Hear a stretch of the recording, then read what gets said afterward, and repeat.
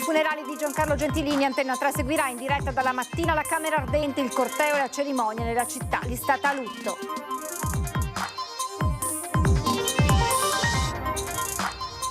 Incidente mortale a Codevigo questa mattina, deceduto 22enne residente a Chioggia di origine italo-tedesca. A bordo della sua auto si è scontrato con un tir durante un sorpasso. Meoli in lutto per la scomparsa di Vedad Osipcic, morto domenica sera a 32 anni in sella ad una moto sulla Treviso Mare. Fatale lo scontro con un camion vicino al luogo in cui lavorava. Bimba di 7 anni di Favaro Veneto trovata domenica priva di vita nel suo letto dalla mamma. Si tratta della seconda morte nel sonno in meno di un mese nel veneziano, comunità bengalese sotto shock. Al via il processo per l'omicidio di Giacomo Gobbato in corte d'assise a Venezia. L'imputato accusato di omicidio e 2 rapine scrive una lettera di scusa ai genitori. Prossima udienza il 27 maggio. Primo allontanamento in zona rossa a Jesolo per 4 bellunesi con precedenti per spaccio di sostanze stupefacenti. Con un finto Kalashnikov minacciano e terrorizzano passanti in via Trieste. Al via i lavori per fare del Ballone Moronzani un parco. Una giornata storica per Porto Marghera, l'ha definita l'assessore regionale Roberto Marcato. Servono 180 milioni per la bonifica.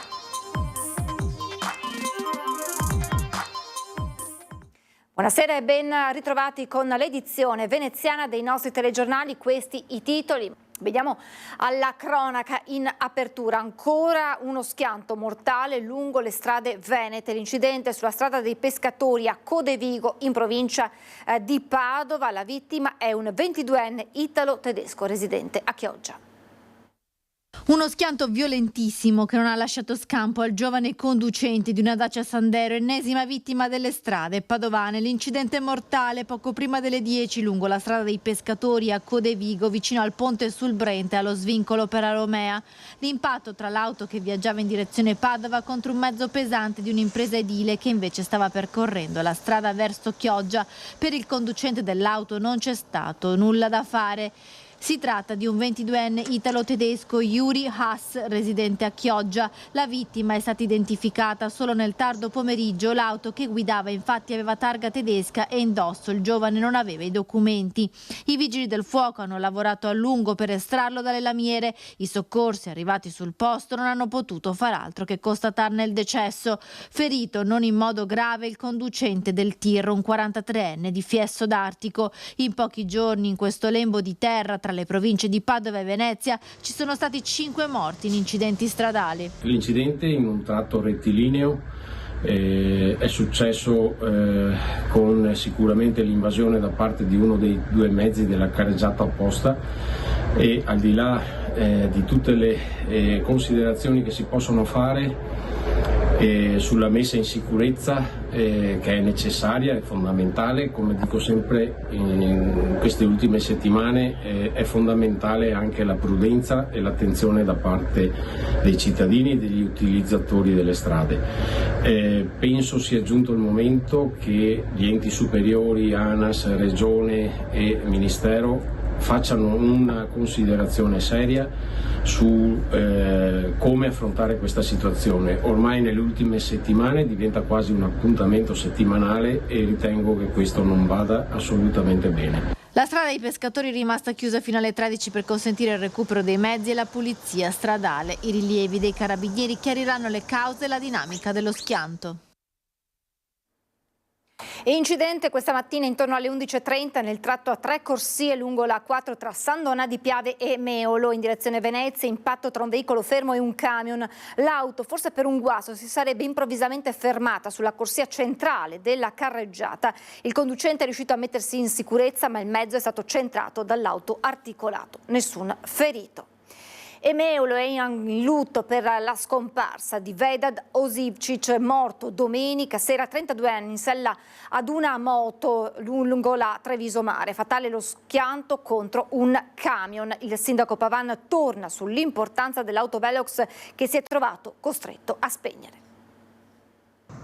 Lo conoscevo di vista, purtroppo la nostra comunità in questo momento è rimasta attonita per la perdita di questo ragazzo, questo giovane ragazzo che appunto lo conosciamo un po' tutti perché siamo un piccolo paese, ci conosciamo un po' tutti e che lavorava anche proprio a Meolo, in una fabbrica lì vicino dove è successo il sinistro. Meolo in lutto. Vedad Osipcic aveva solo 32 anni. La sua vita si è drammaticamente interrotta domenica sera in un incidente stradale sulla Treviso Mare all'incrocio con la via che porta a Monastier, quasi accanto al luogo in cui lavorava, lo scattolificio Idelkart. Vedad era in sella a una moto, pare chiesta in prestito al fratello per farsi un giro al termine di una domenica all'aria aperta. Lo scontro con un camion all'incrocio si è rivelato fatale. Vani i tentativi di rianimazione. Di origine bosniaca, era da tempo residente in paese. Ben integrato anche da diversi anni, famiglia presente, lavoratori, persone insomma normali, che anche la stessa proprietà della ditta dove lavorava il ragazzo conferma un bravissimo ragazzo, un bravo lavoratore. Ora è il momento del cordoglio, ma il sindaco di Meolo, Daniele Pavan, non può non pensare a quell'autovelox sulla Treviso Mare che si è trovato costretto a spegnere di fronte ad un'incertezza legislativa e burocratica, racconta, che recentemente aveva portato il comune a perdere diversi ricorsi di automobilisti al giudice di pace. Certo, l'incidente è avvenuto a 4 chilometri da dove si trovava l'autovelox, ma l'efficacia della sua presenza era indiscutibile. Dal 2019 in quel punto esatto dove c'è l'autovelox sono morte 3 persone per incidenti stradali e da quando invece è stato installato l'apparecchiatura, oltre ai vari sinistri che sono accaduti, ma da quando c'è stata l'installazione dell'apparecchiatura nessun altro incidente, neanche un minimo tamponamento è più successo. Questi sono dati incontrovertibili. È morta probabilmente nel sonno la bimba di 7 anni di origine bengalese trovata nel suo lettino esanime a Favaro Veneto. Bambina di 7 anni di Favaro Veneto trovata priva di vita nel suo letto. Si chiamava Syed Hayat, figlia di una famiglia di origine bengalese che gestisce un hotel sulla Triestina. L'allarme al 118 scattato domenica. La bimba non rispondeva più alla mamma e non si alzava dal letto. I medici l'hanno soccorsa quando non c'era più niente da fare.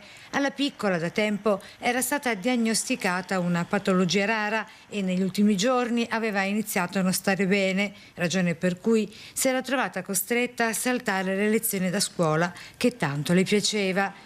Per capire cosa sia accaduto, con molta probabilità si procederà nei prossimi giorni con un'autopsia. Una morte nel sonno questa, che rappresenta il secondo caso in meno di un mese. A inizio aprile stessa tragica scomparsa anche per un 14enne di Marghera, studente di terza media, sempre di origine bengalese.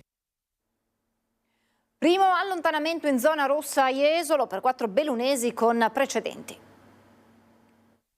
A Jesolo, primo daspo urbano da zona rossa per 4 ragazzi bellunesi che insieme all'amico neopatentato al volante completamente ubriaco, il quinto del gruppo di amici tra i 24 e i 31 anni, sabato scorso verso le 7 di sera, imbracciando un Kalashnikov AK-47, poi il risultato finto, minacciavano e terrorizzavano la gente di passaggio in piazza Trieste, all'angolo con via Aquileia, seminando il panico e il terrore tra passanti, residenti, turisti e i tanti commercianti della zona. È qualcosa di gravissimo, perché voi sapete che il panico tante volte crea delle situazioni ancora peggiori che non gli atti stessi.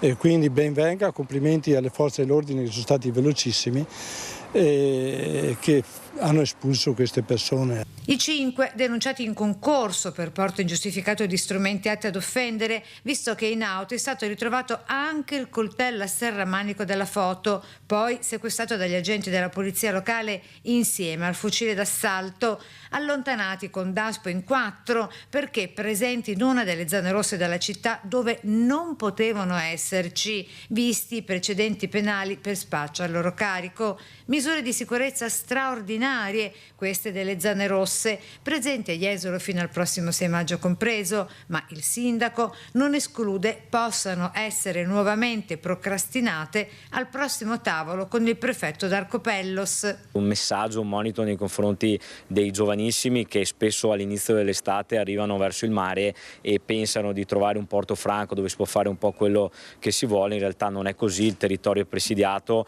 Nel weekend, oltre alla polizia locale, anche l'Arma dei Carabinieri, la Polizia di Stato e la Guardia di Finanza hanno fatto dei pattugliamenti e in generale la situazione è stata assolutamente positiva e sotto controllo. Si è aperto in Corte d'Assise di Venezia il processo a carico di Sergej Merievski, il 38enne accusato di aver ucciso Giacomo Jack Gobbato lo scorso settembre a Mestre. L'imputato dovrà rispondere, oltre che di omicidio volontario aggravato, anche di 2 rapine. Nelle scorse settimane il 38enne ha scritto una lettera di scuse ai genitori di Giacomo e anche nei confronti dell'amico che quella sera era con lui, Sebastiano Bergamaschi, che è stato ferito. La prossima udienza sarà il 27 maggio. Voltiamo pagina, al via i lavori per fare del vallone Moranzani un parco. Oggi qui finalmente vediamo la luce di un percorso complesso, complicato, annoso, che ha visto molti protagonisti. Un accordo di programma firmato nel 2008 che oggi vede la fine di un percorso, 180 milioni investiti dalla Regione per fare del vallone Moranzani un parco.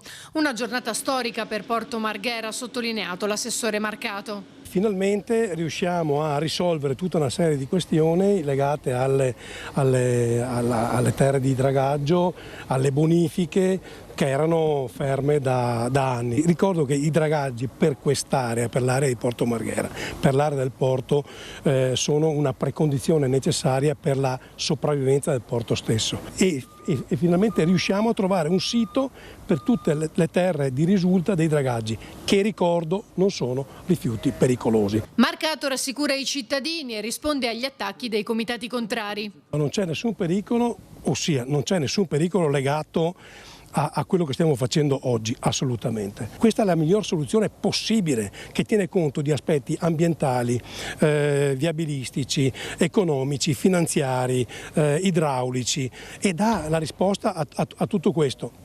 Ci sono elementi su cui dobbiamo lavorare ancora? Certo che sì, ma questo è un miracolo. Oggi è una giornata storica per il Porto Marghera, per il porto, per l'economia, la salute e l'ambiente di quest'area. La discarica, gestita da Veneto Acque, ha la capacità di smaltire un volume complessivo di circa 2 milioni di metri cubi di rifiuti. Sono riempite queste vasche, ha trovato un cumulo circa di una decina di metri rispetto al piano campagna che è attuale. E alla fine ovviamente sarà tutto messo in sicurezza con le coperture di legge e anche con terreno vegetale, per poi avere alla fine un parco, come si dice, naturale. E delusi dall'inaugurazione dei lavori a Malcontenta, il coordinamento No Inceneritore e il Comitato Tutela Salute Ambiente. Oggi assistiamo all'ennesima sberla data a un territorio che acquisisce anche un po' il sapore di beffa. Questo è un fallimento totale su tutta la linea, si continua a fare profitto su un territorio che è devastato dal punto di vista ambientale, non solo. Qua attorno a noi doveva sorgere un parco che doveva rappresentare un'opera compensatoria legata allo stoccaggio di fanghi di cui oggi non conosciamo nemmeno la provenienza. Il Comitato Tutela Salute Ambiente di Malcontenta e il coordinamento No Inceneritore non ci stanno e ancora una volta fanno sentire la loro voce con tanto di striscioni, manifestando la propria contrarietà alla cerimonia che definiscono una presa in giro, perché dicono da oltre 17 anni si attendono interventi che non sono stati fatti nonostante gli impegni presi. Penso ad esempio alla responsabilità che ha il Comune nel mantenimento della San Marco Petroli, del sito della San Marco Petroli lì dov'era, che doveva essere spostata, ma penso anche al parco di cui tanto si vanta Marcato, che in realtà è diventato 1/10 di quello che era previsto. Penso alle linee di terra che non sono ancora state interrate e di fatto è la dimostrazione che la Regione Veneto pensa che questo territorio e chi lo abita sia solamente una zona di sacrificio in cui si può continuare a insistere con progetti impattanti come quello degli inceneritori. È mancato un confronto con i cittadini, è mancato un metodo democratico, è mancata la volontà di perseguire un obiettivo, quello di ripristinare o di riqualificare un territorio. Questi erano gli obiettivi del vallone Moranzani. Oggi invece assistiamo a una cerimonia ridicola, offensiva per la cittadinanza non solo di Malcontenta ma anche di Marghera.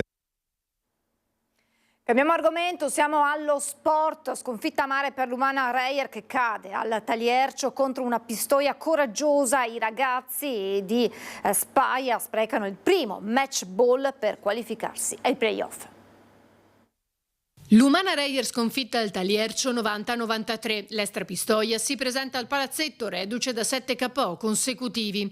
Una sconfitta avrebbe condannato i toscani alla retrocessione, che sfornano invece un'ottima prestazione spugnando il Taliercio. Grandissima prova da parte dei toscani, che battono i ragazzi di coach Pacchia, deluso dall'atteggiamento dei suoi senza trovare alibi. Tanti complimenti a Pistoia, il loro allenatore, per questa vittoria. Sono arrivati qua preparati da inizio della partita, hanno avuto una chiara idea che vogliono fare.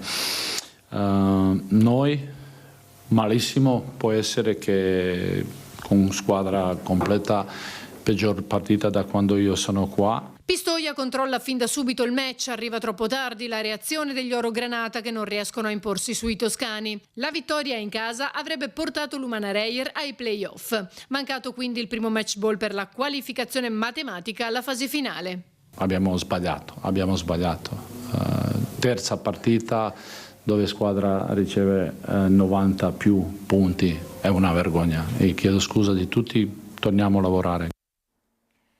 Domani Antenna 3 seguirà in diretta l'ultimo addio a Giancarlo Gentilini con una edizione dedicata ai funerali dello sceriffo, sin dalla partenza da Casugana, tutto il corteo funebre tra i luoghi simbolo della città fino all'arrivo a San Nicolò, e naturalmente seguiremo tutta la funzione che sarà presieduta dal Vescovo Tomasi fino ai discorsi finali delle autorità. È davvero tutto per questa edizione, adesso vi lascio alla sigla e alle previsioni del tempo. Grazie per averci seguito, buona serata.